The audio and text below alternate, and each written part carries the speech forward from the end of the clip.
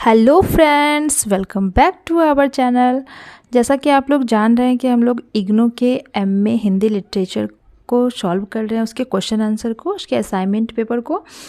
तो आज हम लोग जो सॉल्व करने जा रहे हैं वो MHD 6 का क्वेश्चन नंबर 1, और यह अनिवार्य पाठ्यक्रम है। तो जिसने भी हिंदी लिटरेचर लिया होगा ये वाला जो है उनके लिए अनिवार्य होगा।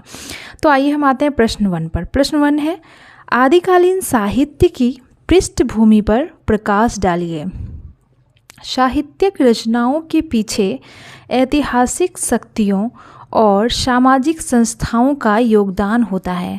सामाजिक संगठन काव्यानुभूति की जटिलता के बीच सक्रिय होता है, इसलिए हम काव्यानुभूति की जटिल संवेदना को उसी हद तक समझ सकते हैं जिस हद तक समाज को समझने की क्षमता अर्जित करेंगे।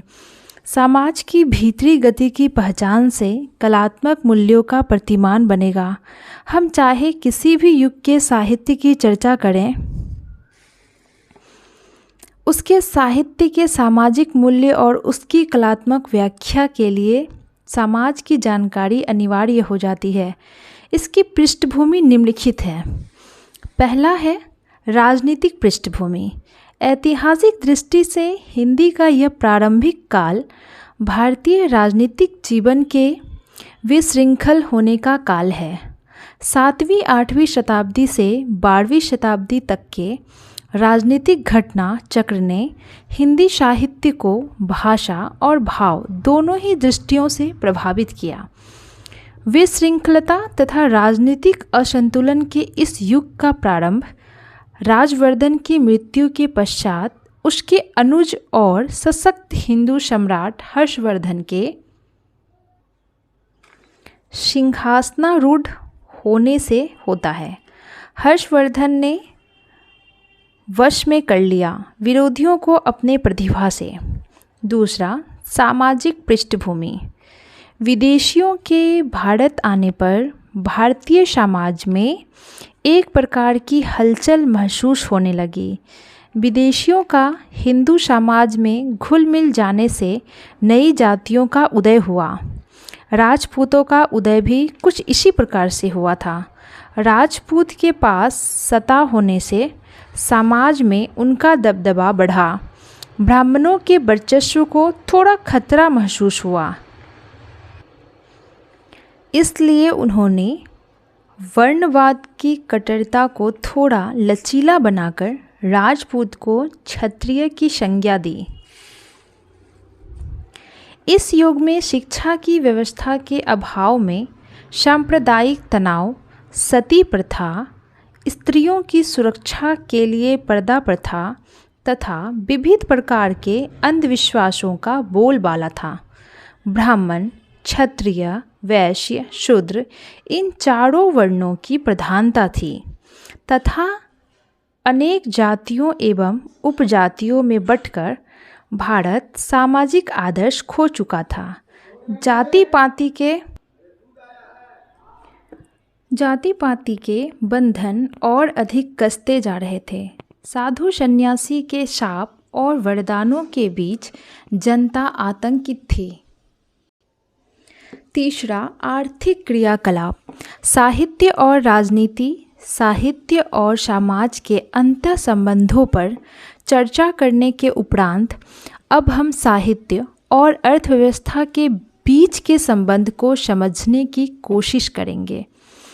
इस युग का समाज पूरी तरह कृषि आधारित समाज था। किसानों की पैदावार से ही छोटे बड़े राज्य का शोषण होता था। राज्य के उच्च पदाधिकारियों और सरदारों को नकद वेतन नहीं मिलता था, अपितु इन्हें जागीर दी जाती थी। ये सारी मध्यस्थीय समुदाय खेती नहीं करते थे। मध्यकालीन समाज में आर्थिक गतिविधि के तौर पर व्यापार का ह्रास हो रहा था। व्यापार के पतन से नगर उजड़ गए।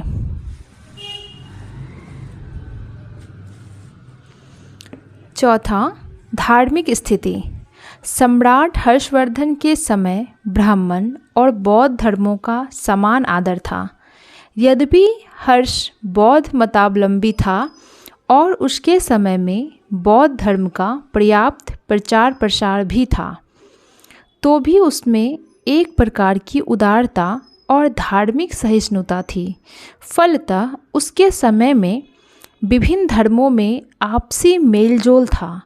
इन धर्मों ने आपस में काफ़ी आदान प्रदान करते हुए समन्वय का उदाहरण भी प्रस्तुत किया, किंतु राजनीति की तरह हर्षवर्धन की मृत्यु के बाद धार्मिक स्थिति भी बदली, किसी केंद्रीय सत्ता के अभाव में विभक्त हुआ।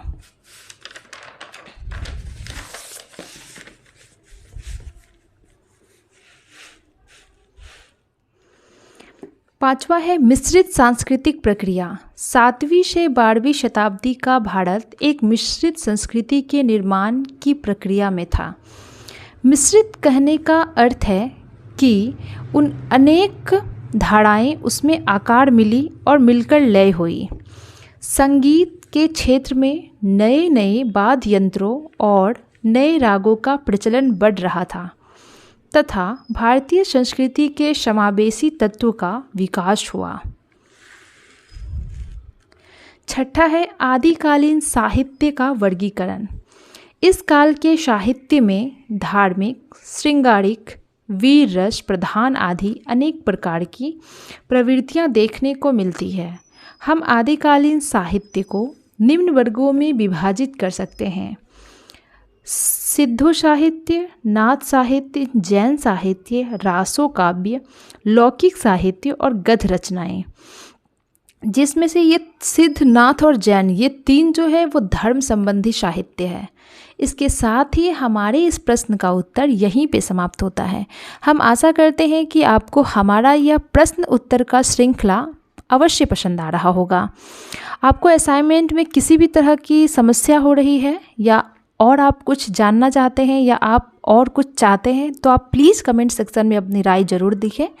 और प्लीज़ अगर आपको ये वीडियो पसंद आ रहा हो तो इसे एक लाइक करें, अपने दोस्तों के साथ शेयर करें और चैनल पे नए हैं तो प्लीज़ सब्सक्राइब करें ताकि हम और मोटिवेट होते रहें और आपके लिए इसी तरह की और वीडियो लाते रहें। धन्यवाद।